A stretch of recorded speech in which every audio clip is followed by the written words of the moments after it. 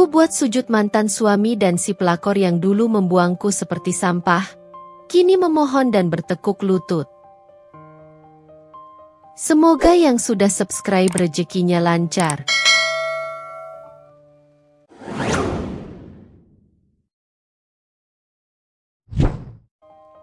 Langit sore itu memerah.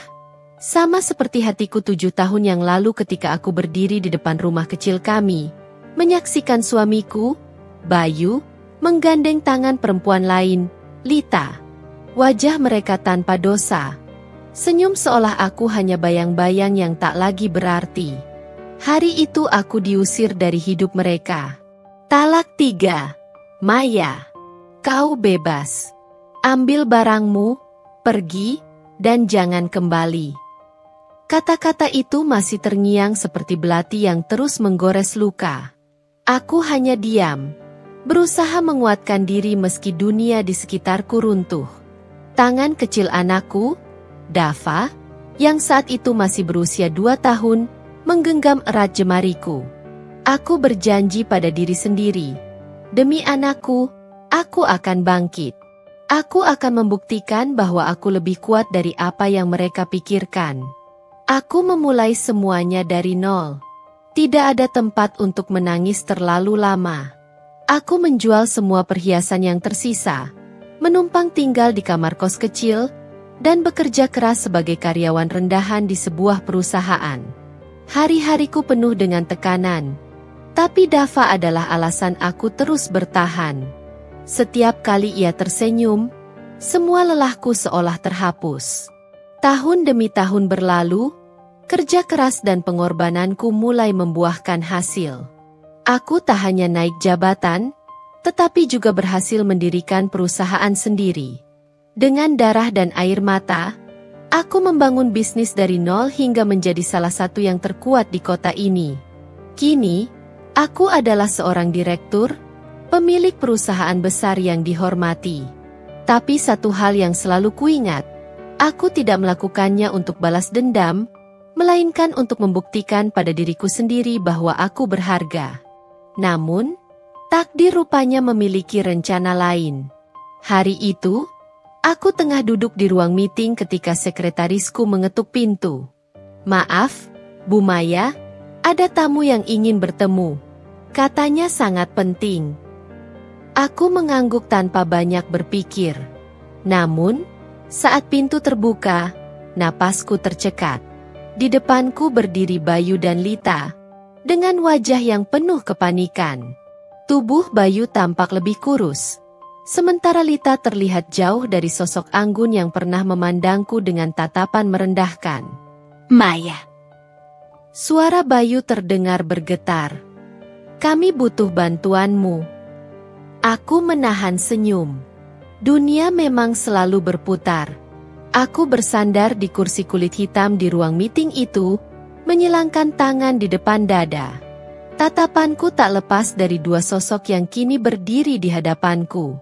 Aku sengaja membiarkan keheningan menggantung, menikmati bagaimana ketegangan mereka terlihat begitu jelas.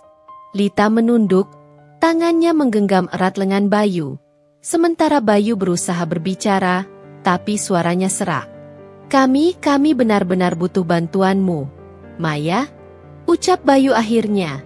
Suaranya memelas. Aku mengangkat alis, berpura-pura terkejut. "Bantuan? Dari saya?" Aku menyeringai tipis. "Apa kalian tidak salah alamat?" Bayu tampak gelagapan. "Maya, kumohon, ini soal hidup dan mati. Perusahaan kami bangkrut. Utang menumpuk. Kami tidak tahu harus kemana lagi." Aku memiringkan kepala, berpura-pura berpikir. "Perusahaan kalian? Bukankah dulu aku ini hanya sampah yang tidak berguna? Bagaimana bisa sampah seperti aku bisa membantu kalian?" Wajah Bayu memerah. Sementara Lita hanya diam seperti patung. Sorot matanya kehilangan kilau sombong yang dulu selalu kulihat. Aku hampir tidak mengenalinya. "Kami salah." Bayu mendesah panjang, suara rendahnya terdengar seperti penyesalan. "Kami tahu kami salah, Maya, aku tahu aku telah menyakitimu. Tapi tolong demi Dava. Dava. Nama itu membuat hatiku sedikit terusik. Tapi aku tak membiarkan mereka melihatnya. Dava? Tanyaku dingin. Apa yang kalian tahu tentang Dava? Anak yang kalian buang begitu saja bersama ibunya. Lita akhirnya membuka mulut. Suaranya serak. Maya, kumohon kami tidak punya pilihan lain. Kami tahu kau sukses sekarang. Kau punya segalanya. Kami hanya butuh sedikit bantuan. Aku tertawa kecil. Nadanya penuh sarkasme. Sedikit bantuan? Lalu setelah itu apa? Kalian akan kembali membuangku seperti dulu. Bayu langsung berlutut. Lita tampak terkejut. Tapi kemudian ikut berlutut di sebelahnya. Maya, aku mohon. Aku siap melakukan apa saja. Kami siap melakukan apa saja. Jangan biarkan kami hancur, ujar Bayu, nadanya nyaris seperti orang yang menangis. Aku berdiri, berjalan pelan ke arah mereka. Sepatu hak tinggiku berbunyi setiap kali menyentuh lantai, menciptakan gema di ruangan yang kini terasa jauh lebih sunyi. Aku memandang mereka dari atas, merasa seperti raksasa di hadapan dua manusia kecil yang tak lagi berdaya. Saat aku diusir dari rumah, saat kalian menghancurkan hidupku, aku tidak pernah meminta bantuan siapapun. Aku bangkit sendiri.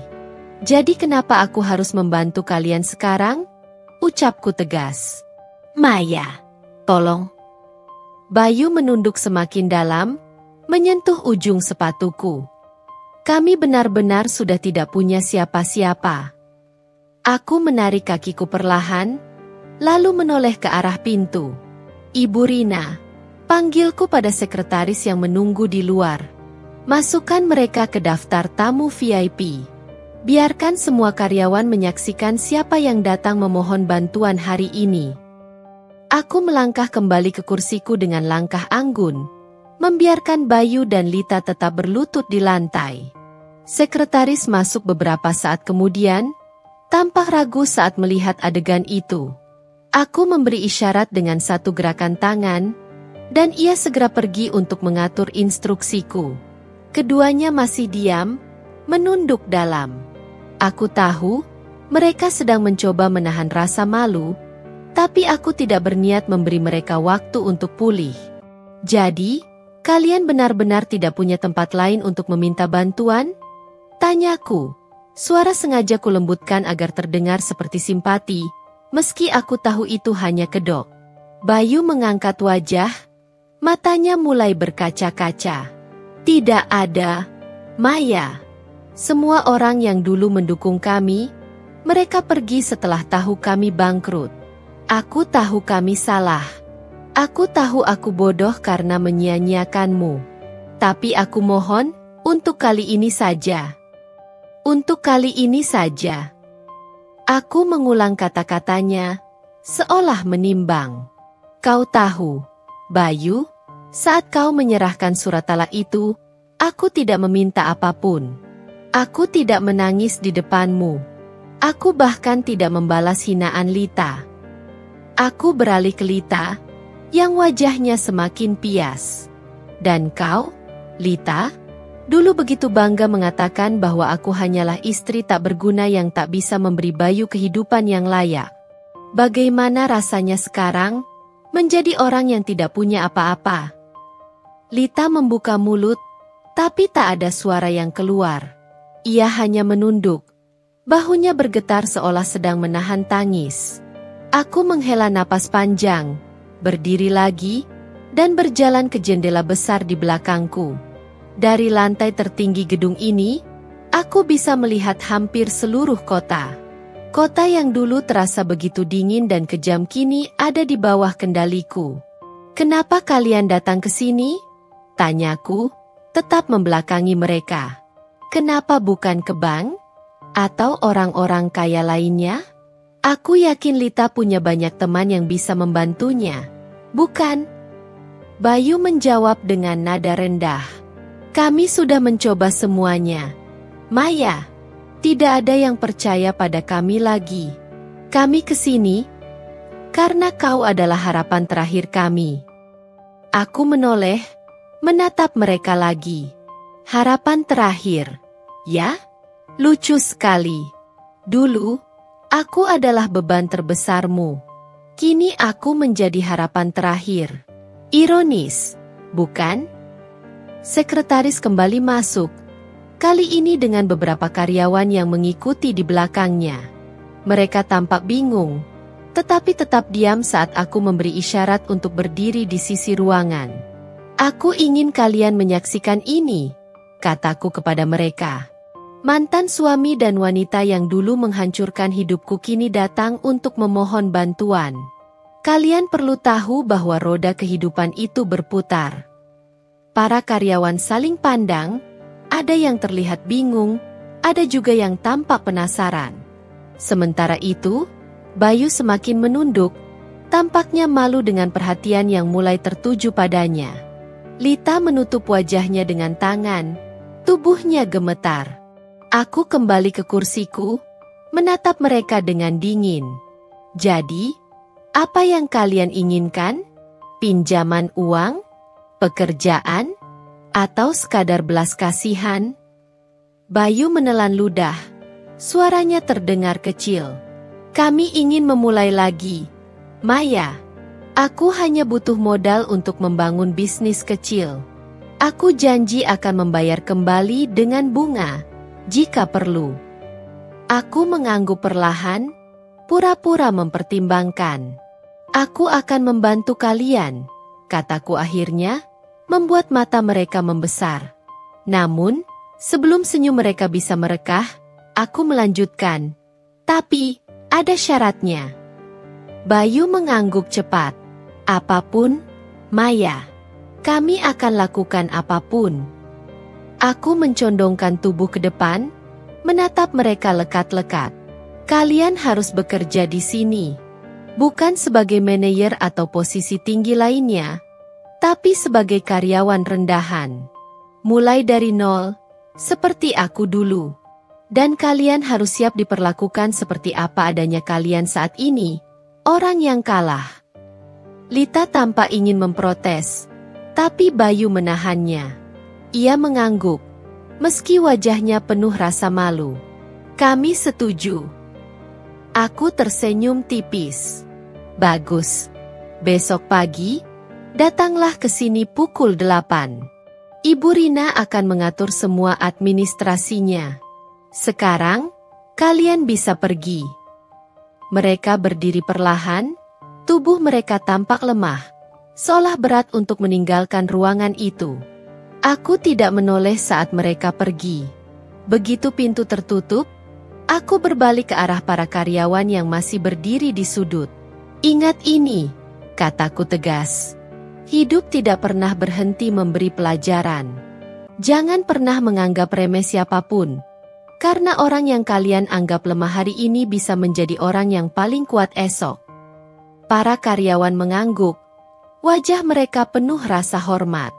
Aku mengangguk kecil, lalu melambaikan tangan, memberi isyarat agar mereka kembali ke pekerjaan masing-masing. Sekretaris menutup pintu, meninggalkan aku sendiri di ruangan yang kembali sunyi. Aku duduk di kursiku, menatap meja kayu yang mengkilap. Bayangan wajah Dava muncul di pikiranku. Untuk anakku, aku telah melewati segalanya. Dan kini, roda kehidupan telah memberiku kesempatan untuk menuntaskan semua yang pernah mereka lakukan. Tapi ini baru permulaan. Mereka belum tahu seperti apa aku yang sekarang.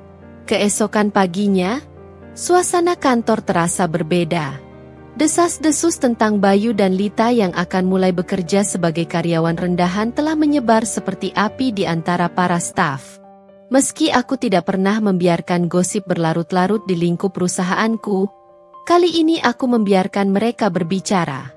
Biarkan semua orang tahu bahwa roda kehidupan benar-benar berputar. Aku tiba di kantor lebih awal dari biasanya, mengenakan setelan elegan berwarna hitam yang mencerminkan kekuatan. Dari balik jendela kaca besar ruanganku, aku melihat Bayu dan Lita berdiri di lobi, canggung dan tak tahu harus berbuat apa. Pakaian mereka sederhana, jauh dari kesan mewah yang dulu mereka kenakan dengan bangga. Pukul 8 tepat, sekretarisku, Ibu Rina, mengetuk pintu ruanganku. Mereka sudah siap, Bu Maya. Haruskah saya bawa mereka ke ruang pelatihan? Aku tersenyum samar. Tidak perlu. Bawa mereka ke ruang meeting besar. Saya ingin berbicara dengan mereka secara langsung. 15 menit kemudian, aku masuk ke ruang meeting dengan langkah percaya diri. Bayu dan Lita berdiri ketika aku masuk. Wajah mereka penuh kecanggungan. Mereka tampak seperti dua siswa yang sedang menunggu hukuman dari kepala sekolah. Selamat pagi. Sapaku dingin sambil duduk di ujung meja panjang. Apakah kalian sudah siap memulai perjalanan baru ini? Bayu mengangguk, meski ragu-ragu. Lita hanya menunduk. Tampaknya masih belum menerima kenyataan. Aku membuka sebuah folder yang telah disiapkan sebelumnya, berisi kontrak kerja yang telah kuatur dengan sangat teliti. Aku sudah menyiapkan semuanya, kataku, sambil mendorong dua salinan kontrak ke arah mereka. Kalian akan bekerja di divisi operasional. Bayu, kau akan menjadi staf gudang, dan Lita, kau akan bekerja di bagian kebersihan. Ini posisi yang paling rendah, tetapi aku pikir itu adalah awal yang tepat bagi kalian. Mata Bayu membulat, sementara Lita terlihat terkejut. Kebersihan? Tanyanya, akhirnya berbicara dengan nada bergetar. Maya, aku tidak pernah bekerja seperti itu sebelumnya. Aku menatapnya tajam. Tidak pernah? Lalu bagaimana menurutmu aku bisa sampai di sini? Aku memulai semuanya dari bawah. Membersihkan lantai, membawa kotak-kotak berat, tidur hanya beberapa jam dalam sehari. Jadi, jika kau pikir ini terlalu sulit, mungkin kalian harus mencari tempat lain untuk meminta bantuan. Bayu menunduk, wajahnya memerah. Kami akan melakukannya, Maya. Aku janji. Bagus. Aku tersenyum tipis. Kontrak ini berlaku selama 1 tahun. Selama waktu itu, kalian akan belajar menghargai apa artinya bekerja keras. Tidak ada istimewa, tidak ada perlakuan khusus. Jika kalian gagal memenuhi standar perusahaan, kalian akan dipecat seperti karyawan lainnya. Aku berdiri, menutup folder dengan suara keras. Sekarang, pergi ke HRD untuk menyelesaikan administrasi kalian. Dan selamat datang di tim kami. Mereka berdiri dengan canggung, membungkuk sedikit sebelum keluar dari ruangan. Begitu pintu tertutup, aku menarik napas panjang. Dalam hatiku, aku tahu ini bukan tentang balas dendam. Ini tentang pelajaran, bukan hanya untuk mereka, tetapi juga untuk diriku sendiri. Bahwa kekuatan sejati adalah bagaimana kita tetap memegang kendali meskipun kita memiliki kesempatan untuk menghancurkan. Hari pertama mereka bekerja menjadi tontonan bagi banyak karyawan. Bayu, yang dulu dikenal sebagai pengusaha mapan, kini berkeringat mengangkat barang-barang berat di gudang. Lita, yang dulu selalu tampil mewah, kini membersihkan toilet dan lantai dengan wajah penuh kelelahan. Di saat makan siang, aku sengaja turun ke kantin bersama beberapa manajer. Aku duduk di meja yang strategis, memastikan pandanganku jelas ke arah mereka. Bayu duduk di sudut dengan kotak makan sederhana, sementara Lita tampak enggan menyentuh makanannya. Aku melirik salah satu manajer di sebelahku. Bagaimana kinerja mereka sejauh ini? Tanyaku, seolah-olah hanya ingin memastikan. Manajer itu, Pak Raffi, tersenyum samar. Bayu bekerja cukup baik, meski jelas dia belum terbiasa dengan pekerjaan fisik. Lita sedikit sulit, tapi mereka berusaha, Bu. Aku mengangguk. Baik. Pastikan mereka diperlakukan sama seperti karyawan lainnya. Tidak ada perlakuan istimewa. Hari demi hari berlalu, dan aku memperhatikan bagaimana perubahan mulai terlihat. Bayu menjadi lebih pendiam, lebih rendah hati, sementara Lita mulai kehilangan sikap angkuhnya. Mereka bekerja tanpa keluhan. Meski aku tahu ini pasti bukan hal yang mudah bagi mereka. Namun, aku belum selesai. Pelajaran terbesar masih menanti mereka. Hari-hari berlalu, Bayu dan Lita menjalani pekerjaan mereka dengan diam-diam. Namun, setiap langkah mereka di kantor selalu menjadi bahan bisik-bisik. Tidak ada yang berani menyatakan apapun di depan mereka. Tapi aku tahu, setiap orang yang melihat mereka pasti teringat bagaimana roda kehidupan bisa berputar begitu cepat. Suatu siang, aku memutuskan untuk memantau langsung pekerjaan mereka. Di gudang, Bayu tengah sibuk mengangkat kotak besar berisi dokumen. Wajahnya basah oleh keringat, dan dari cara ia bergerak, aku tahu bahwa pekerjaan ini bukanlah sesuatu yang pernah ia lakukan sebelumnya. Bagaimana pekerjaannya, Bayu? Tanyaku dingin sambil berdiri di pintu. Bayu mendongak, tampak terkejut melihatku. Ia segera meletakkan kotak itu dan menghapus keringat dari dahinya. Semua baik, Maya. Aku berusaha sebaik mungkin. Aku menatapnya, memperhatikan bagaimana tubuhnya tampak lebih kurus dari terakhir kali aku melihatnya. Tapi aku tidak menunjukkan rasa iba. Berusaha saja tidak cukup di sini. Kau harus bisa memberikan hasil. Aku tidak akan membiarkan siapapun di perusahaan ini bekerja setengah hati, termasuk kau. Bayu mengangguk, menunduk dengan rasa malu yang terpancar dari matanya. Aku tidak mengatakan apa-apa lagi, hanya meninggalkannya di sana untuk melanjutkan pekerjaannya. Di sisi lain, Lita menghadapi kesulitan yang berbeda. Aku menemukannya di lorong menuju toilet, duduk bersandar di dinding dengan wajah lesu. Di sebelahnya, ada keranjang alat kebersihan yang belum tersentuh. Lita, panggilku tajam, membuatnya tersentak. Kenapa kau duduk di sini? Lita buru-buru berdiri, mencoba merapikan seragam kebersihan yang jelas terlalu sederhana untuk seleranya.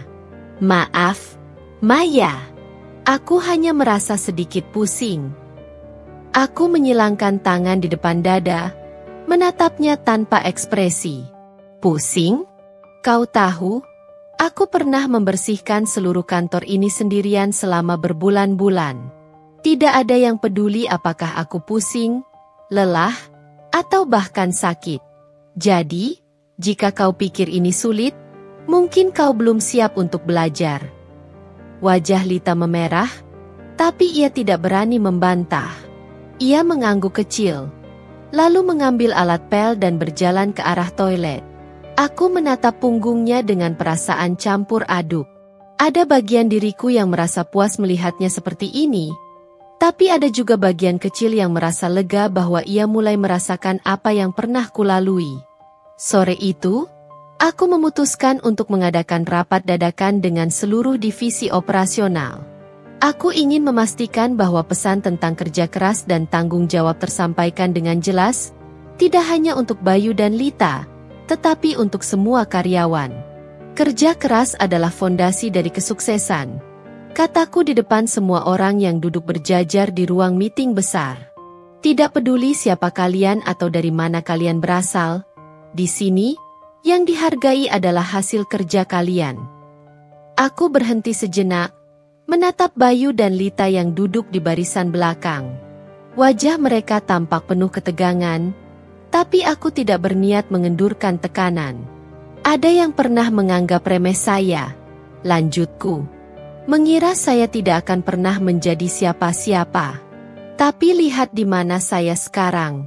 Dan kalian tahu kenapa saya bisa sampai di sini? Karena saya bekerja keras, tanpa mencari alasan atau belas kasihan. Ruangan itu sunyi. Semua orang menunduk, mendengarkan dengan serius. Aku tahu kata-kataku bukan hanya untuk mereka, tetapi juga untuk diriku sendiri. Aku ingin mengingatkan bahwa kesuksesan tidak datang tanpa pengorbanan. Beberapa minggu kemudian, sebuah kejadian menarik terjadi. Salah satu proyek besar perusahaan membutuhkan tenaga tambahan untuk lembur. Aku memutuskan untuk memanggil Bayu dan Lita ke ruanganku. Kami butuh lebih banyak tangan untuk menyelesaikan proyek ini tepat waktu, kataku sambil menyodorkan dokumen pada mereka. Aku ingin kalian berdua membantu tim lembur. Apakah kalian sanggup? Bayu mengangguk tanpa ragu. Kami siap, Maya. Apapun yang diperlukan. Aku tersenyum kecil. Bagus. Ini adalah kesempatan untuk membuktikan bahwa kalian benar-benar serius. Malam itu, aku sengaja tinggal di kantor lebih lama untuk memantau pekerjaan mereka. Bayu bekerja tanpa henti, membawa dokumen, membantu mencatat, bahkan menawarkan ide sederhana yang ternyata cukup berguna. Lita, meski awalnya tampak ragu, akhirnya ikut terlibat, membantu merapikan arsip dan memastikan semuanya berjalan lancar. Ketika akhirnya proyek itu selesai tepat waktu, aku mengadakan rapat kecil dengan tim.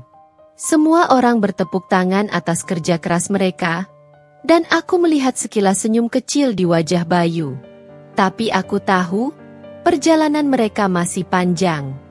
Hari demi hari, aku melihat perubahan di diri mereka. Bayu menjadi lebih tegar, lebih bertanggung jawab. Lita, meski masih canggung, mulai menunjukkan bahwa ia ingin belajar. Namun, aku juga tahu bahwa kesuksesan mereka di sini bukan akhir dari perjalanan ini. Ada sesuatu yang lebih besar yang harus mereka hadapi. Sesuatu yang mungkin akan membuat mereka benar-benar mengerti makna dari apa yang pernah mereka lakukan padaku. Dan aku menunggu saat itu tiba. Sabar, karena aku tahu setiap langkah mereka mendekati puncak pembelajaran hidup. Roda yang telah berputar ini masih terus berjalan, dan aku akan memastikan bahwa mereka mengingatnya seumur hidup. Beberapa bulan berlalu, Bayu dan Lita mulai terbiasa dengan pekerjaan mereka. Namun, aku tahu dalam hati mereka masih ada rasa malu yang terpendam. Terutama saat mereka harus bertemu karyawan lain yang kini memandang mereka sebagai orang biasa. Aku terus memperhatikan mereka dari jauh. Bukan karena aku masih menyimpan dendam, melainkan karena aku ingin memastikan mereka belajar sesuatu dari perjalanan ini. Suatu sore, setelah semua karyawan pulang, aku memutuskan untuk tinggal lebih lama di kantor. Aku berjalan ke area gudang, dan di sana aku menemukan Bayu duduk di atas tumpukan karton bekas. Kepalanya tertunduk, tangan menutupi wajah. Bayu, panggilku datar. Kenapa kau masih di sini? Ia terkejut mendengar suaraku, lalu segera berdiri. Tapi aku bisa melihat wajahnya yang lelah dan matanya yang memerah. Maaf, Maya. Aku hanya merasa sulit untuk pulang. Aku mengernyit. Apa maksudmu? Bayu menghela napas panjang, lalu menatapku dengan tatapan penuh beban. Aku tahu aku salah. Aku tahu aku telah menghancurkan segalanya. Hidupku, hidupmu, bahkan Lita. Aku tidak tahu bagaimana harus memperbaiki semuanya. Aku menatapnya dengan dingin, meski ada bagian kecil di hatiku yang merasa terguncang. Dan kau pikir mengakui itu cukup untuk menebus semuanya? Ia terdiam, bibirnya bergetar seolah ingin mengatakan sesuatu, tapi tak sanggup. Kau harus tahu, Bayu, lanjutku, suaraku semakin dingin. Apa yang kau lakukan padaku dulu bukan hanya menyakitkan. Itu menghancurkanku. Kau tidak hanya mengkhianatiku sebagai pasangan, tetapi juga merenggut harga diriku, masa depanku. Jadi, jika kau merasa sulit sekarang, itu tidak sebanding dengan apa yang aku rasakan saat kau meninggalkanku. Ia menunduk lagi, tapi kali ini aku bisa melihat air mata mulai mengalir di pipinya. Aku tahu, Maya. Aku tahu aku salah. Aku hanya berharap suatu hari aku bisa menebusnya.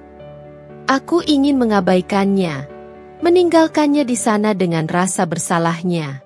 Tapi sesuatu dalam diriku membuatku tetap berdiri di sana, menatap pria yang dulu pernah kucintai, pria yang pernah menghancurkanku.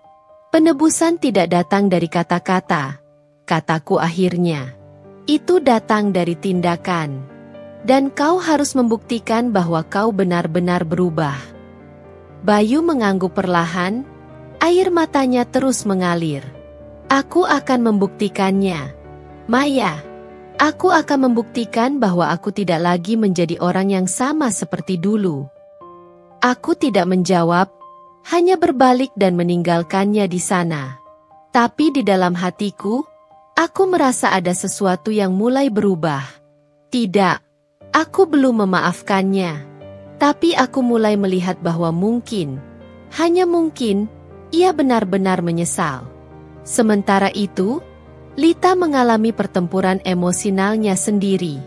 Suatu hari, aku menemukannya duduk di salah satu sudut kantor, menatap ponselnya dengan ekspresi kosong. Ketika aku mendekat, ia buru-buru menyembunyikan ponselnya, tapi aku sempat melihat layar itu. Sebuah pesan dari seorang teman lama, penuh dengan ejekan dan penghinaan. Lita, panggilku, kali ini dengan nada lebih lembut. Apa yang terjadi? Ia menggeleng, mencoba tersenyum, tapi aku bisa melihat matanya yang basah. Tidak apa-apa, Maya. Aku hanya, kadang merasa sulit menerima kenyataan. Aku menghela napas. Dulu, kau merasa sangat kuat. Kau merasa berada di atas segalanya. Tapi hidup ini tidak selalu adil, Lita. Kadang, kita harus jatuh untuk mengerti bagaimana rasanya berada di bawah. Ia menunduk, bahunya bergetar. Aku bisa mendengar isakan pelan, tapi ia tidak berusaha menyembunyikannya kali ini. Aku tidak tahu apakah aku bisa melakukannya. Aku tidak tahu apakah aku bisa menjadi seperti kau, Maya. Kuat, tangguh, tak tergoyahkan. Aku terdiam sejenak, lalu duduk di sebelahnya. Kau tidak perlu menjadi seperti aku. Tapi kau harus belajar untuk menerima kenyataan. Hidup tidak akan berhenti mengajarkan kita, Lita. Entah kau siap atau tidak. Ia mengangguk pelan, masih terisak. Aku tahu ini tidak mudah baginya. Tapi aku juga tahu, ini adalah bagian dari proses yang harus ia jalani. Malam itu, saat aku duduk di ruanganku sendirian, aku merenung. Aku telah berusaha keras untuk menjaga diriku tetap kuat, untuk tidak terpengaruh oleh masa lalu. Tapi melihat mereka, melihat bagaimana mereka berjuang, aku mulai merasa bahwa mungkin aku juga harus mulai melepaskan. Melepaskan rasa sakit, melepaskan kebencian, melepaskan masa lalu. Karena mungkin, hanya dengan melepaskan, aku benar-benar bisa melanjutkan hidupku. Namun, aku tahu perjalanan ini belum selesai. Ada sesuatu yang masih harus diselesaikan. Sesuatu yang akan menjadi ujian terakhir. Bukan hanya untuk mereka, tetapi juga untuk diriku sendiri. Hari itu, cuaca di luar tampak mendung, seolah mencerminkan apa yang kurasakan di dalam hati. Aku sibuk dengan tumpukan dokumen di mejaku ketika sekretarisku, Ibu Rina, mengetuk pintu. Bu Maya, Pak Bayu dan Ibu Lita meminta izin untuk bertemu dengan Anda. Katanya mendesak, lapornya. Aku terdiam sejenak, mencoba membaca maksud di balik permintaan mereka. Setelah beberapa detik, aku mengangguk bahwa mereka masuk. Pintu ruanganku terbuka, dan mereka masuk dengan langkah ragu. Bayu terlihat kusut, dengan rambut sedikit berantakan, sementara Lita mengenakan pakaian yang sederhana tapi terlihat rapi. Wajah mereka tampak penuh beban. Seperti ada sesuatu yang berat yang ingin mereka katakan. Duduklah, ujarku dingin, mempersilakan mereka untuk mengambil tempat di depanku. Bayu menghela napas panjang sebelum berbicara. Maya, kami minta maaf mengganggu waktu Anda. Tapi kami merasa ini saatnya kami berbicara tentang semuanya. Aku menyilangkan tangan di depan dada, menatap mereka tanpa ekspresi. Silakan bicara. Apa yang ingin kalian sampaikan? Bayu menelan ludah, lalu melanjutkan dengan suara bergetar. Kami ingin meminta maaf.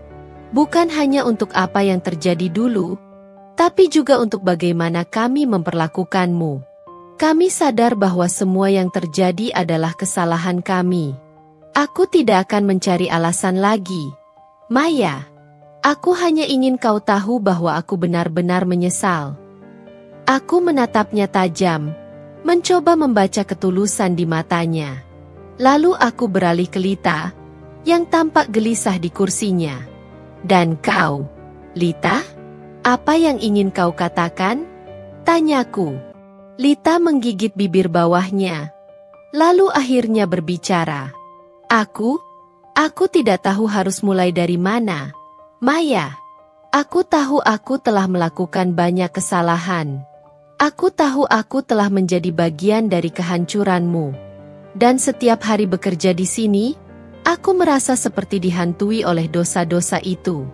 Aku hanya ingin meminta maaf dari lubuk hati terdalamku. Aku terdiam, membiarkan keheningan menggantung di antara kami. Aku tahu ini adalah momen yang telah kutunggu-tunggu, tapi anehnya, aku tidak merasakan kepuasan seperti yang kubayangkan. Yang ada hanyalah rasa lega, seperti beban yang selama ini menahan langkahku mulai terangkat sedikit demi sedikit. Kalian sadar, kan, bahwa kata maaf saja tidak cukup untuk memperbaiki semuanya? Tanyaku akhirnya. Suaraku tetap dingin. Bayu mengangguk cepat. Kami tahu. Maya, kami tidak berharap kau langsung memaafkan kami. Tapi setidaknya, beri kami kesempatan untuk menunjukkan bahwa kami benar-benar berubah. Aku memandang mereka, melihat kejujuran di mata mereka. Tapi aku juga tahu bahwa memaafkan tidak berarti melupakan. Aku menghargai keberanian kalian untuk mengakui kesalahan. Tapi memaafkan kalian adalah perjalanan panjang. Bayu, Lita, itu bukan sesuatu yang bisa terjadi dalam semalam. Lita mengangguk, air matanya mulai mengalir. Kami tidak meminta banyak. Maya, kami hanya berharap, suatu hari kau bisa melihat kami bukan sebagai orang yang menghancurkanmu, tapi sebagai orang yang belajar dari kesalahan. Aku menghela napas panjang, merasa beban itu mulai memudar, meski tidak sepenuhnya hilang. Kita lihat saja nanti. Tapi ingat, memaafkan kalian tidak berarti aku akan melupakan apa yang telah kalian lakukan. Hari-hari berikutnya, aku mulai melihat perubahan nyata di dalam diri mereka. Bayu menjadi lebih serius dalam pekerjaannya, sering mengambil inisiatif untuk membantu tim.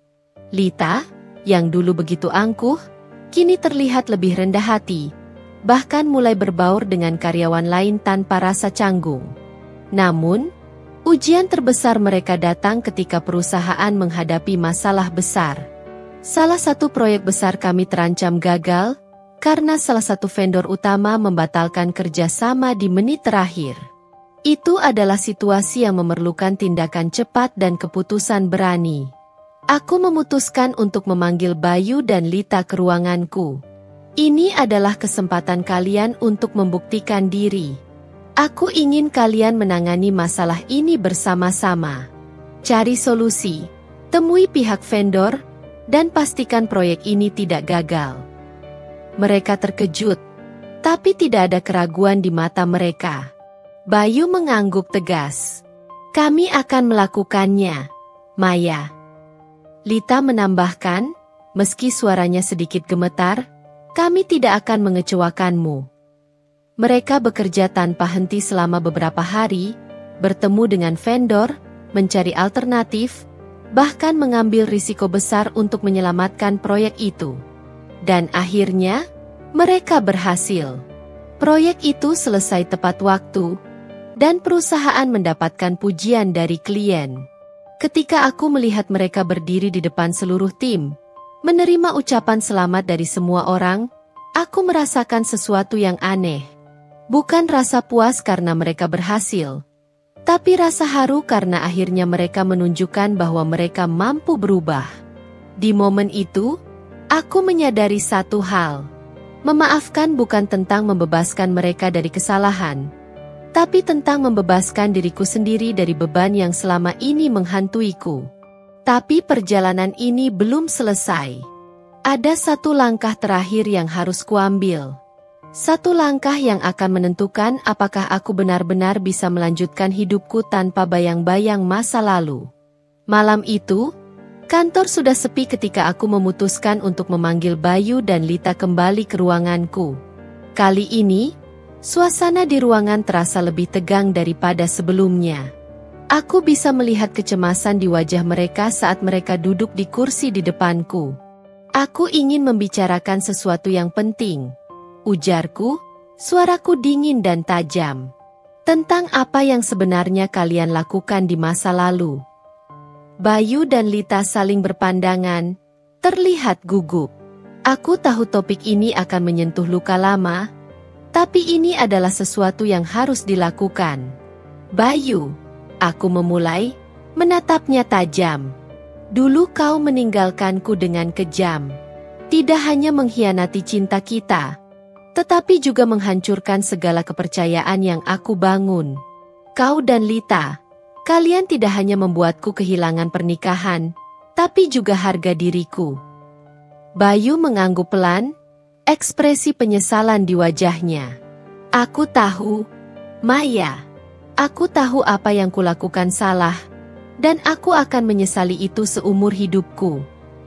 Aku menghela napas, menahan emosiku yang mulai memuncak. Dan kau, Lita, lanjutku, beralih padanya. Kau bukan hanya teman yang berkhianat. Kau mengambil segalanya dariku dengan penuh kesadaran, lalu meninggalkanku seolah-olah aku tidak pernah ada. Aku ingin tahu, apakah kalian pernah berpikir tentang bagaimana perasaanku saat itu? Lita menunduk, air mata mulai mengalir di pipinya. Aku tidak punya alasan, Maya. Aku hanya bodoh dan egois. Aku tidak tahu apa yang ada dalam pikiranku saat itu. Aku menatap mereka berdua, membiarkan kata-kata itu menggantung di udara. Suasana di ruangan itu semakin berat, tapi aku tidak berniat mengendurkan tekanan. Aku memanggil kalian ke sini bukan untuk mendengar permintaan maaf lagi, kataku akhirnya. Aku ingin kalian tahu betapa sulitnya bagiku untuk memaafkan. Setiap hari aku berjuang melawan rasa sakit dan kebencian. Tapi aku juga tahu, kebencian ini tidak akan membawa apa-apa kecuali beban. Bayu membuka mulutnya, seolah ingin mengatakan sesuatu, tapi aku mengangkat tangan untuk menghentikannya. Aku belum selesai. Aku memutuskan untuk memberi kalian kesempatan karena aku percaya setiap orang pantas mendapatkan kesempatan kedua. Tapi itu tidak berarti aku melupakan apa yang kalian lakukan. Lita menangis terisak, sementara Bayu tampak menahan emosinya. Aku bisa melihat kepedihan di wajah mereka, tapi aku tahu mereka perlu mendengar ini.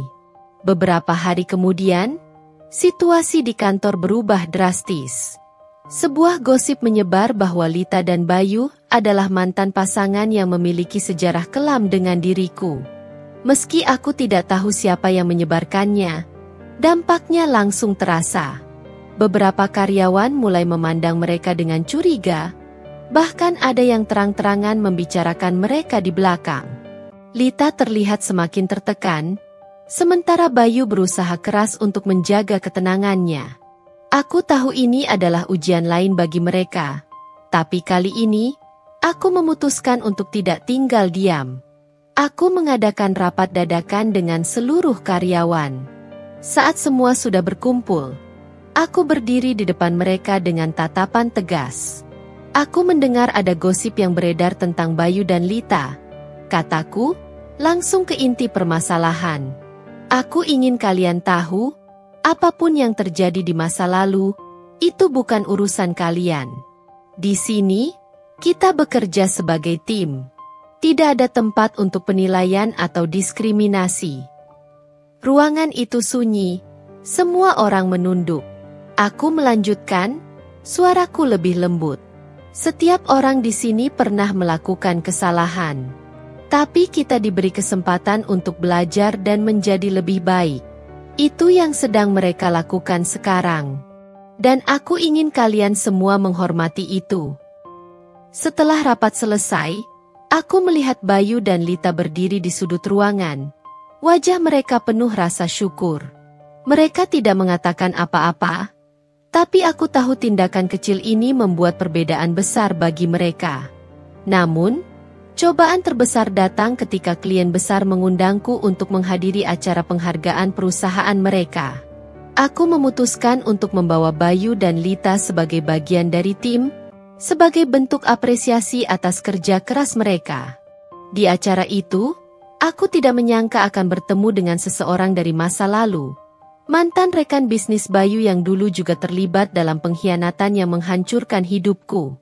Pria itu, seorang yang bernama Arman, tampak terkejut melihat kami bertiga. "Oh, jadi kalian bekerja untuk Maya sekarang?" Tanyanya dengan nada menyindir. Lucu sekali bagaimana hidup ini berputar. Ya?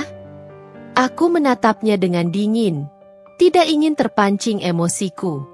Tapi Bayu tampak terguncang. "Arman, ini bukan waktu atau tempatnya," ucap Bayu, mencoba menghentikan pria itu. Tapi Arman tidak peduli. "Aku hanya ingin tahu, bagaimana rasanya bekerja untuk seseorang yang dulu kalian hina? Sungguh pemandangan yang menarik." Aku memutuskan untuk melangkah maju. "Arman, jika kau datang ke sini untuk membuat keributan, aku sarankan kau pergi sekarang. Ini bukan tempat untuk drama murahan." Ruangan itu menjadi sunyi. Semua mata tertuju pada kami. Aku bisa merasakan kemarahan membakar dadaku, tapi aku menahannya. Kali ini, aku tidak akan membiarkan masa lalu menggangguku lagi.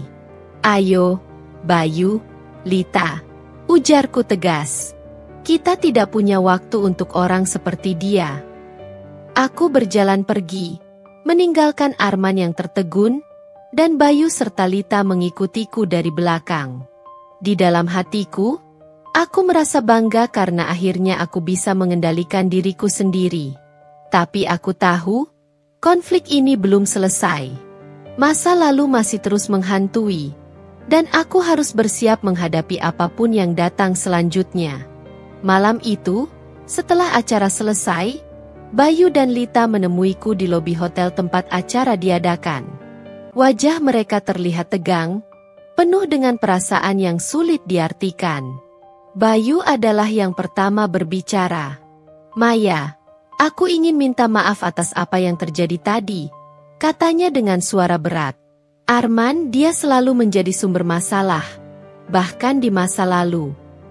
Aku mengangkat alisku, menatapnya dengan tajam. "Kau tahu dia ada di acara itu, Bayu?" Bayu menggeleng. "Aku tidak tahu. Aku bahkan tidak tahu dia punya hubungan dengan klien kita. Tapi aku seharusnya lebih siap menghadapi orang seperti dia." Lita mengangguk setuju. Wajahnya dipenuhi penyesalan. "Kami benar-benar tidak ingin membuatmu tidak nyaman, Maya. Kami hanya ingin membuktikan bahwa kami telah berubah." Aku menghela napas panjang, mencoba menenangkan diri. Kalian tidak bisa mengontrol apa yang orang lain lakukan atau katakan. Tapi kalian bisa mengontrol bagaimana kalian merespons. Arman adalah masa lalu. Sama seperti kalian, dia hanya bagian dari pelajaran yang harus kupelajari. Bayu menunduk. Sementara Lita menggigit bibirnya, terlihat seperti menahan tangis. "Aku tidak membutuhkan penyesalan kalian," kataku, suaraku lebih lembut kali ini. "Aku hanya membutuhkan kalian untuk terus maju." Jangan biarkan masa lalu menguasai kalian lagi. Namun, malam itu tidak berakhir begitu saja. Ketika aku kembali ke kamar hotelku, aku menerima pesan anonim di ponselku. Isinya adalah foto dari masa lalu. Foto aku, Bayu, dan Lita, diambil saat hubungan kami masih penuh konflik. Bersamaan dengan foto itu, ada pesan singkat. Masa lalu tidak akan pernah mati. Dan kebenaran belum sepenuhnya terungkap. Aku merasakan darahku mendidih. Siapa yang mengirim pesan ini? Apa maksudnya? Meski aku mencoba untuk tetap tenang, perasaan cemas mulai merayap masuk. Apakah ini ulah Arman? Atau ada orang lain yang ingin mengacaukan hidupku? Keesokan harinya, aku memutuskan untuk menyelidiki. Aku memanggil Bayu dan Lita ke ruanganku begitu kami kembali ke kantor. Aku menunjukkan pesan itu kepada mereka, dan ekspresi mereka langsung berubah. Itu foto lama, ujar Lita pelan, wajahnya pucat. Aku tahu itu foto lama, jawabku dengan nada dingin. Tapi kenapa sekarang muncul lagi? Dan siapa yang cukup berani mengancamku seperti ini? Bayu terlihat bingung, tapi kemudian ia tampak seperti mengingat sesuatu. Maya, aku tidak yakin, tapi Arman punya kebiasaan memotret orang tanpa sepengetahuan mereka. Dia mungkin menyimpan foto-foto itu untuk, entah, alasan apapun. Jadi kau pikir ini ulahnya? Tanyaku tajam. Bayu mengangguk perlahan. Mungkin, tapi aku tidak yakin. Aku menatap mereka berdua, merasa bahwa ada sesuatu yang masih mereka sembunyikan.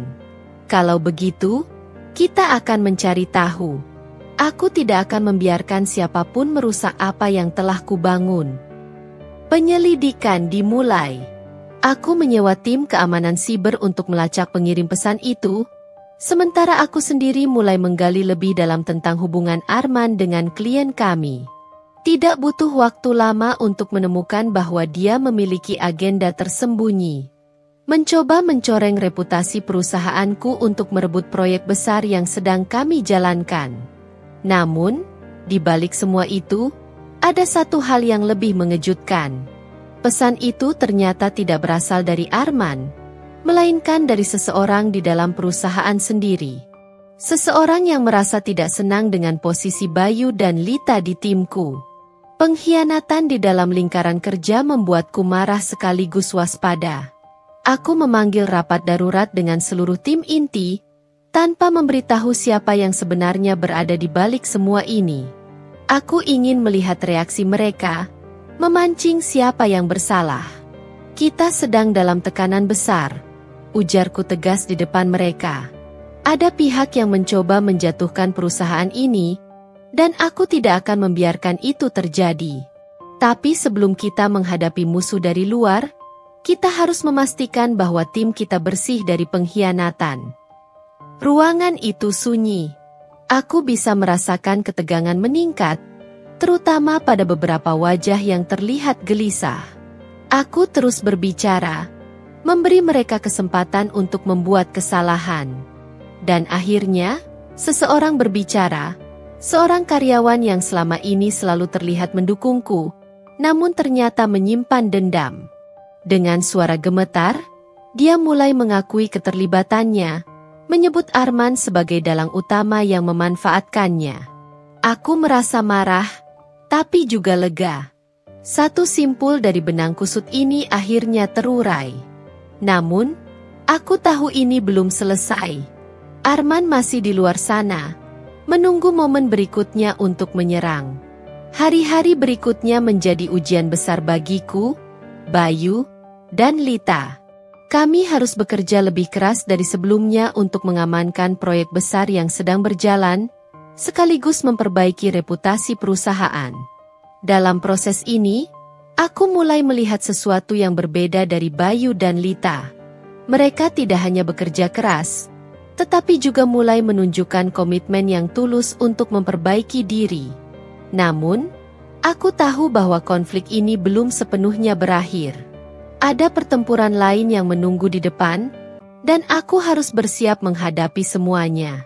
Masa lalu mungkin tidak pernah benar-benar hilang, tetapi aku yakin aku bisa menghadapinya dengan kepala tegak.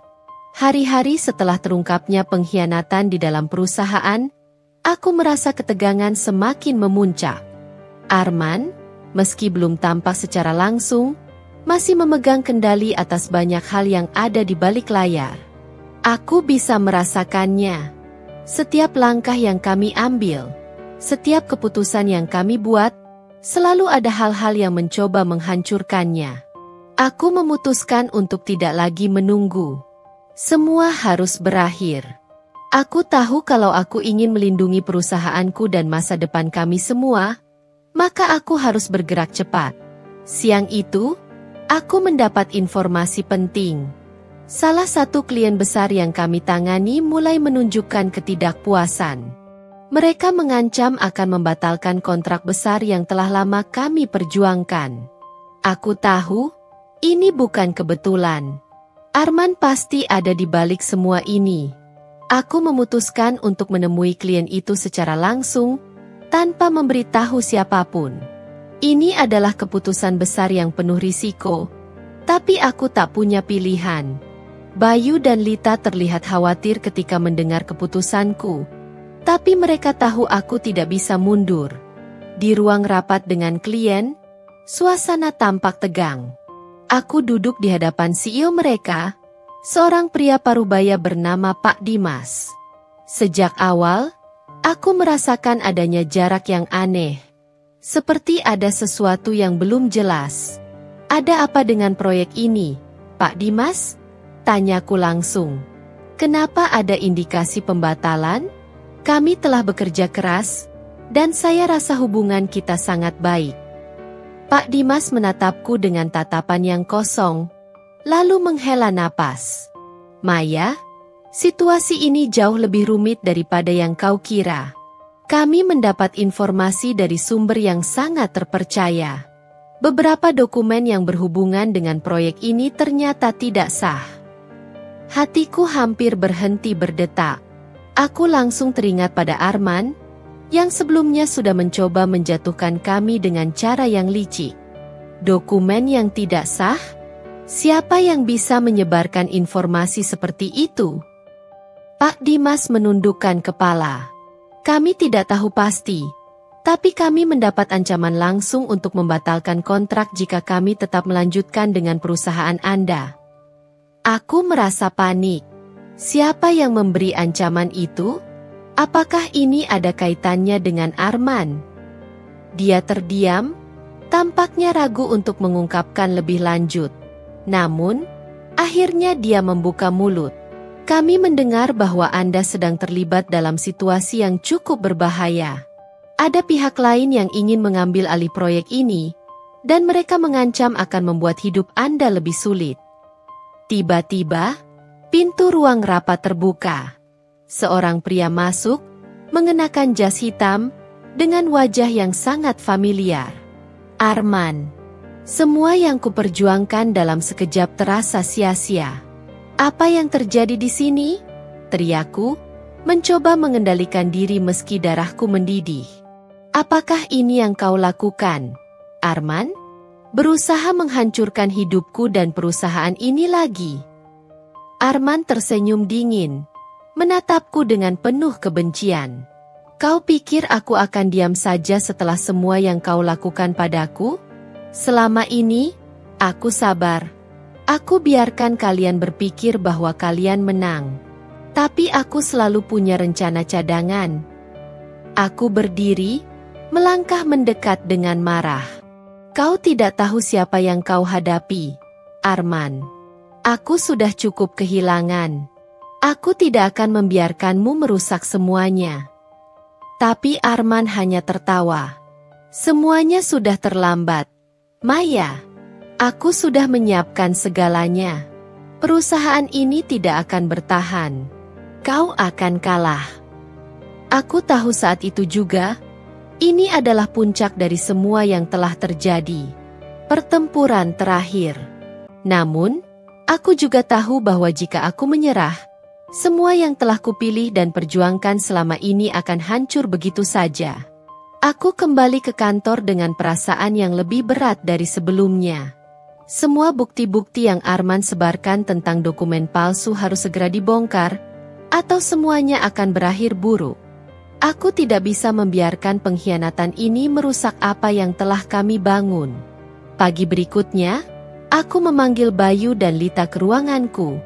Dan setelah mendengarkan laporan dari tim investigasi, kami mulai merencanakan langkah berikutnya. Bayu bertekad untuk menghadapi Arman langsung. Sementara Lita bekerja dengan tim hukum untuk mengamankan bukti-bukti palsu yang disebar. Aku tidak akan membiarkan Arman menang, kataku dengan suara tegas. Ini adalah kesempatan terakhir kita untuk menghentikan semuanya. Kita akan menghadapinya dengan cara yang tidak pernah dia duga. Tapi Bayu terlihat khawatir. Maya, jika kita terjebak dalam permainan Arman, kita akan kalah. Kita harus bertindak cepat dan licik. Aku mengangguk. Aku tahu, Bayu. Ini lebih dari sekadar pekerjaan. Ini tentang hidup kita.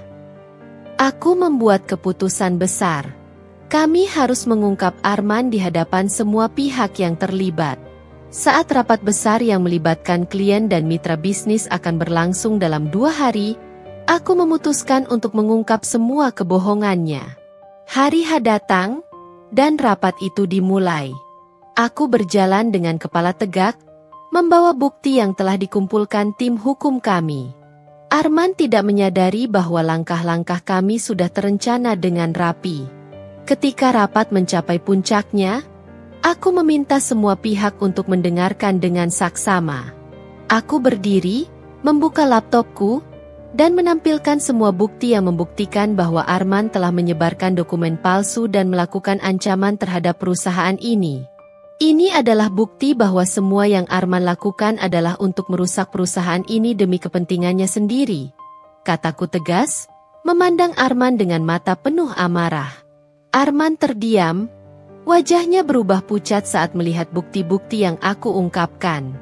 Tidak ada lagi tempat untuk lari. Dia tahu dia telah kalah. Pak Dimas, CEO klien kami, menatap Arman dengan kecewa. Kami tidak akan melanjutkan kontrak dengan perusahaan Anda, Arman. Kami akan menuntut ganti rugi atas kerugian yang Anda sebabkan. Di momen itu, aku merasa sebuah beban yang sangat berat terangkat.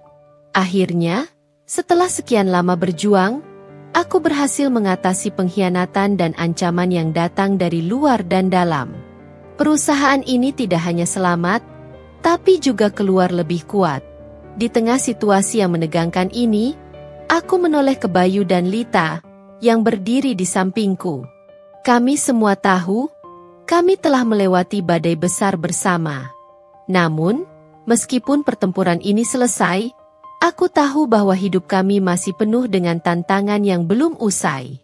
Tapi satu hal yang pasti, aku tidak akan lagi membiarkan masa lalu menguasai hidupku. Ini adalah awal dari kehidupan baru yang akan kubangun. Setelah rapat itu, meskipun Arman telah terpojok, ketegangan masih menggantung di udara. Semua orang tampak terperangkap dalam perasaan yang membingungkan, seolah-olah baru saja melewati sebuah badai yang dahsyat, tetapi tidak tahu apakah angin tenang ini akan bertahan lama. Hari itu juga, aku mengadakan rapat darurat dengan tim hukum dan para pemimpin perusahaan. Aku bisa merasakan setiap mata memandangku, menunggu keputusan selanjutnya. Kami telah menang dalam hal bukti, namun aku tahu bahwa Arman tidak akan begitu saja menyerah. Jika ada satu hal yang aku pelajari dari semua ini, itu adalah Arman tidak pernah main-main dalam permainannya. Dia akan melakukan apa saja untuk membalas dendam. Bayu, Lita, ujarku, sambil menatap mereka serius. Kita harus bergerak cepat. Arman pasti akan melawan. Dan kali ini dia tidak hanya akan mengandalkan ancaman. Kita harus siap menghadapi segala kemungkinan. Bayu mengangguk. Wajahnya penuh tekad. Kita sudah melangkah terlalu jauh untuk mundur. Kalau Arman masih punya kartu terakhir, kita harus siap untuk menggagalkannya. Dia tidak akan mudah kalah. Lita, yang sejak awal terlihat cemas, menyuarakan kekhawatirannya. Tapi bagaimana kalau dia masih punya koneksi yang lebih besar? Kalau dia melibatkan orang-orang yang lebih berkuasa dari kita? Aku menatap mereka, berusaha menenangkan diri. Kalau itu yang terjadi, kita hadapi saja. Kita punya bukti yang cukup, dan kita sudah tahu siapa musuh kita. Tidak ada lagi tempat untuk bersembunyi. Namun, ketegangan itu tidak berlangsung lama. Keesokan harinya, sebuah peristiwa yang lebih mengejutkan terjadi. Aku menerima pesan lain. Kali ini bukan hanya ancaman, tetapi sebuah peringatan yang jauh lebih serius. Foto-foto pribadi dan dokumen yang sangat penting, yang seharusnya tidak pernah ada di luar perusahaan, dikirimkan bersamaan dengan pesan. Kalian pikir kalian menang? Tunggu saja. Tidak ada yang bisa melawan saya. Darahku langsung berdesir. Aku tahu, ini bukan permainan lagi. Ini adalah ancaman yang nyata dan berbahaya. Arman tidak akan berhenti sampai dia menghancurkan segalanya. Dan dia pasti punya rencana jahat untuk menghancurkanku dan perusahaan ini. Aku langsung menghubungi tim keamanan dan hukum. Kami melakukan segala upaya untuk mengidentifikasi sumber pesan itu, tetapi ini jauh lebih rumit daripada yang kupikirkan. Foto-foto itu berasal dari dalam sistem perusahaan, dan tidak ada cara untuk melacaknya secara langsung. Itu berarti, seseorang di dalam perusahaan masih berkhianat. Ini bukan hanya Arman, kataku dengan suara serak, saat semua orang berkumpul di ruang rapat. Ada seseorang di sini yang bekerja sama dengan dia. Kami tidak hanya menghadapi ancaman dari luar, tapi juga dari dalam. Suasana menjadi semakin mencekam. Semua mata tertuju padaku. Aku bisa merasakan tekanan itu semakin berat. Tidak ada lagi yang bisa kutunggu. Aku harus bertindak cepat. Dalam kebingunganku, sebuah ide terlintas di benakku. Jika Arman berusaha merusak kami melalui cara yang begitu licik, maka satu-satunya cara untuk mengalahkannya adalah dengan memancingnya keluar. Aku memutuskan untuk membuat langkah yang sangat berisiko, mengatur pertemuan dengan Arman di tempat yang sepi, tanpa pengawasan.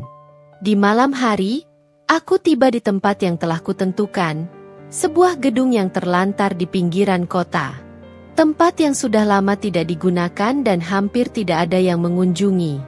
Aku yakin, Arman akan mendatangi tempat ini, merasa aman karena tidak ada saksi. Aku berdiri di ruang terbuka, menunggu, sambil merasakan setiap detak jantungku yang semakin cepat. Aku tahu, langkah ini bisa berakhir buruk, tapi aku tidak punya pilihan lain.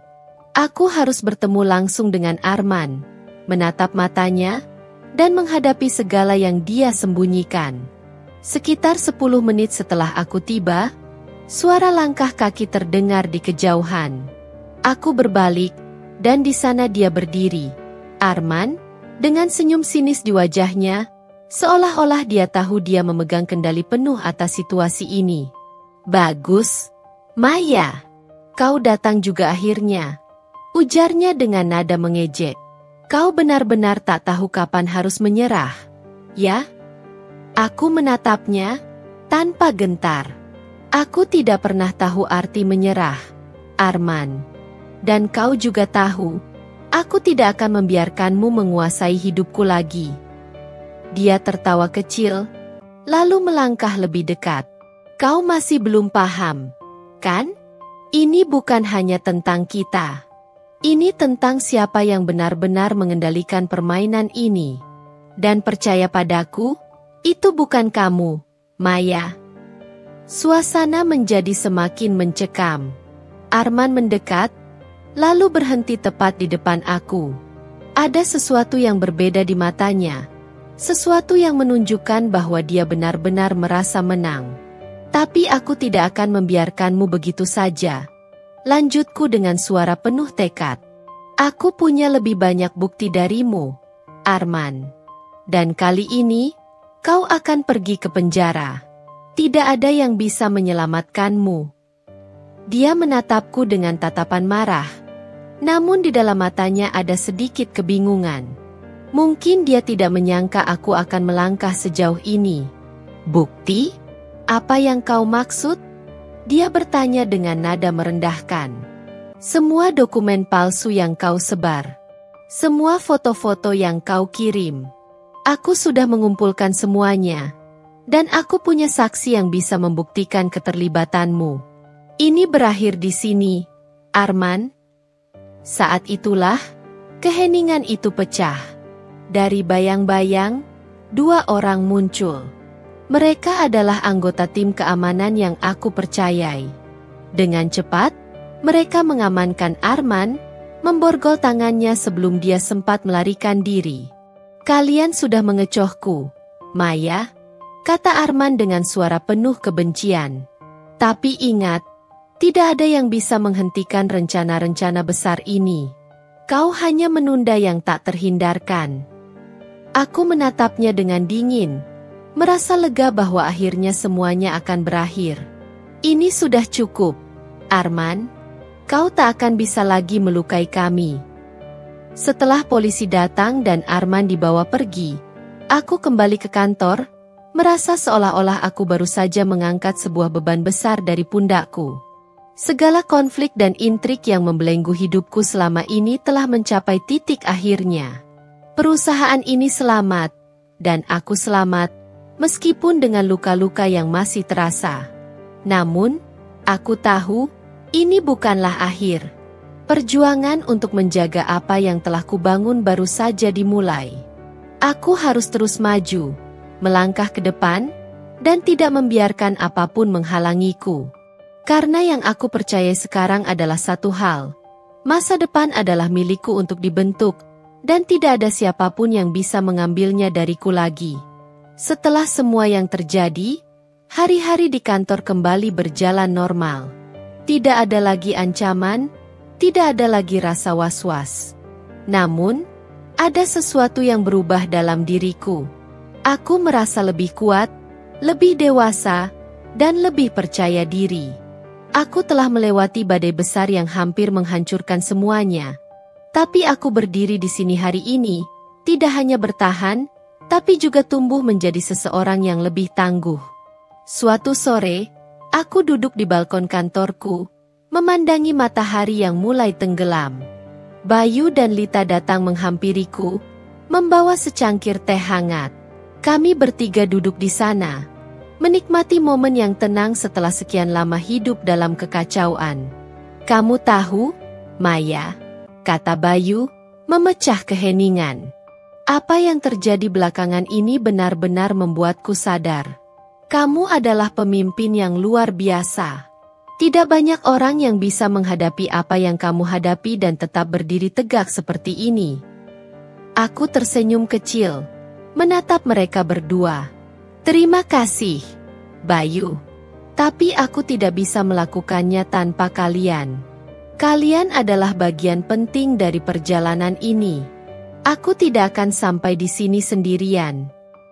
Lita mengangguk, matanya sedikit berkaca-kaca. Kita semua telah belajar banyak, Maya, tentang keberanian, kesetiaan, dan pentingnya tidak menyerah, apapun yang terjadi. Aku terdiam sejenak, membiarkan kata-kata mereka meresap. Lalu, aku memutuskan untuk berbicara dari hati. Hidup ini memang penuh dengan tantangan, kataku perlahan. Kadang, rasanya tidak adil. Kadang, kita merasa seperti kehilangan arah. Tapi di balik setiap badai, selalu ada pelajaran. Selalu ada alasan untuk terus berjalan. Dan yang paling penting, kita harus percaya pada diri sendiri dan pada orang-orang yang mencintai kita. Karena mereka adalah kekuatan terbesar kita. Air mata mulai mengalir di pipiku, tapi aku tidak berusaha menghapusnya. Aku membiarkan emosi itu keluar, membiarkan diriku merasa lega setelah semua yang telah terjadi. Terima kasih karena selalu ada di sisiku, lanjutku. Dan terima kasih karena tidak pernah berhenti percaya pada kita semua. Malam itu, kami bertiga meninggalkan kantor dengan hati yang lebih ringan. Aku tahu, hidup tidak akan pernah benar-benar bebas dari masalah. Tapi aku juga tahu, aku lebih siap dari sebelumnya untuk menghadapi apapun yang datang. Beberapa minggu kemudian, perusahaan kami resmi mendapatkan kembali kepercayaan dari klien besar yang sempat hampir hilang. Semua berjalan dengan baik, dan aku merasa damai. Aku mulai menata ulang hidupku, tidak hanya sebagai seorang pemimpin perusahaan, tapi juga sebagai seorang wanita yang telah belajar dari masa lalu. Suatu hari, aku menulis sebuah surat, bukan untuk siapa-siapa, melainkan untuk diriku sendiri. Surat itu berisi nasihat yang ingin aku sampaikan kepada setiap orang yang mungkin sedang menghadapi badai hidup mereka. Untuk siapapun yang membaca ini, ketahuilah bahwa hidup adalah perjalanan yang penuh dengan tantangan. Kadang, kita jatuh, terluka, dan merasa tidak mampu untuk bangkit lagi. Tapi percayalah, kekuatan itu ada di dalam dirimu. Jangan pernah menyerah pada keadaan. Jangan pernah biarkan orang lain menentukan nilai dirimu. Karena kamu berharga, lebih dari yang kamu tahu. Hiduplah dengan hati yang penuh syukur, pikiran yang tenang, dan keberanian untuk menghadapi hari esok. Jangan lupa, selalu ada harapan di setiap langkah yang kita ambil, bahkan ketika jalannya terasa sulit.